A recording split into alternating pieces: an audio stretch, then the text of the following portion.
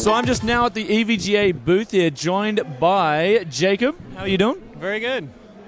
And we got some products here that they're proud to talk about, especially this new unique power connector coming out from EVGA, which essentially allows you to change the position of your power connectors in many different configurations, yes? Right, so what this is called is the EVGA Powerlink. Yep. And what we can do is, first of all, you can configure it to, like, if you want dual 6 pins or an 8 and a 6. So it can support a wide variety of graphics cards. Yep. And then what this does is it just kind of snaps on there like that. Yep. And then it repositions the power connectors to this, the lower edge of the board here. So it just looks a lot cleaner for cable management. And we've been running it in our system over there. And I mean, it really is like, there's not many cables that are visible in there, so it looks really clean. Well, that's the first thing that came to my mind was the cable management coming in from the side of the board there and just coming in and to the rear of the graphics card. So actually looks like a very unique product. You can expect that to be shipping sometime? Either late September or early October is kind of what we're shooting for right now. Yep. Awesome. So you guys can see that possibly even by the end of this month. So that's pretty awesome. We've also got the graphics cards as well. We've got the For the Win edition from the GTX 1070 and the 1080 as well. Very solid products there. We've noticed you got the whole flat look going there and the fat graphics card. Is that something that you guys have been really keen on doing? So this is using ACX 3.0. With ACX 3.0, we really wanted to elevate the quality of the presentation. So if you look at it, I mean, it's really like there's a lot of aluminum on it. I mean, it's a really, when you hold it in your hands, it feels like a very high quality product. And that's one of the things that we really want to deliver with ACX 3.0.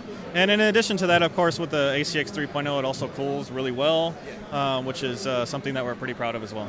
Yeah, so I've noticed that as well. And there's no real RGB lighting on there or something like that. You guys are just keeping it clean and RGB lighting, on the yep. There's LEDs in the front here, up here. Of course, you can turn it off if you want as well. But it is, on the FTW cards and classified, it is RGB, so you can customize the color of it to whatever you like. And that's great. Also, what about PWM control on the fans? Is that something you guys have implemented this generation? Or? Yeah, so it does have 10 power phases for the PWM, which is an upgrade over reference. For the fans, we are using a new low power motor, which is lower power, obviously, which actually impacts more than you would think graphics card overclocking, because when you're talking about a power target and when your NVIDIA graphics card, the fan power consumption is taken into account with that as well. So, especially on air and especially dropping down to the lower nanometer there on the nodes, you need quick response as well, especially if you like noise and sort of high overclocks there. You got to have a balance and you got to have quick response too. Yeah. Yeah, so these cards, they under full load, they do with the default fan settings. I mean, they're doing like 65 degrees Celsius on these systems back here, which is really good. Definitely a good thing to hear about. And we've also got the no word on the Kingpin just as yet, right? Nothing on Kingpin yet. We do have a classified version, which is one step above this one. It has a few more power phases, a couple other features specifically for like really high-end overclocking, but nothing on Kingpin yet.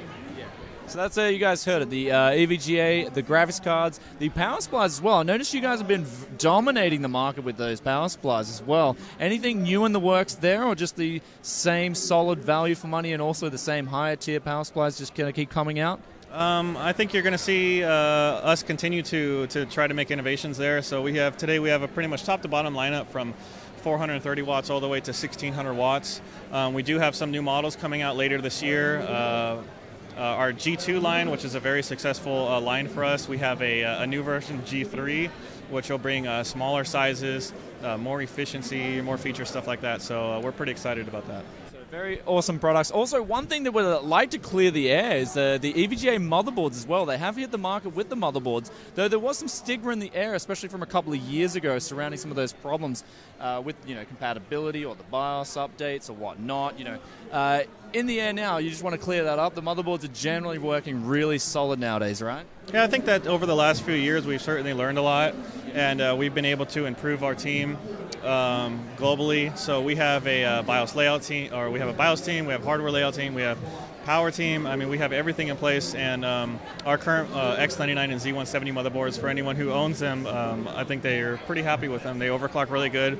The BIOS GUI, people really like it. It's very straightforward, easy to use, and so That's definitely what we'd like to hear. Solid products coming in at solid prices. I think EVGA hitting the market with that. Great work with you guys doing that. Also, one question for Aussies down under. Can we expect more aggressive market penetration there from fans down in Australia? Yeah, absolutely. Not only in Australia, but globally, we're looking to improve our presence, pricing, everything. So definitely know in Japan as well. Me living in Japan previously, EVGA didn't really have a presence there, not much. But I know in America, huge, absolutely massive presence here, right? Yeah, today our biggest markets is America, obviously, and Europe as well. But we are expanding globally and making improvements globally. So. There you guys have it. So EVGA are going to be making the digital storm in the whole... That's actually the name of a PC maker, isn't it? They're going to be making a market storm over the next few years, hopefully, and taking over the world. So thank you so much, Jacob, for doing the interview. And if you guys have any questions for Jacob or I, just leave a comment in the comment section below and get back to you as soon as I can. And if you guys enjoyed the video, please hit the like button, and I'll see you in the next tech video very soon. Peace out for now. Bye. Bye-bye.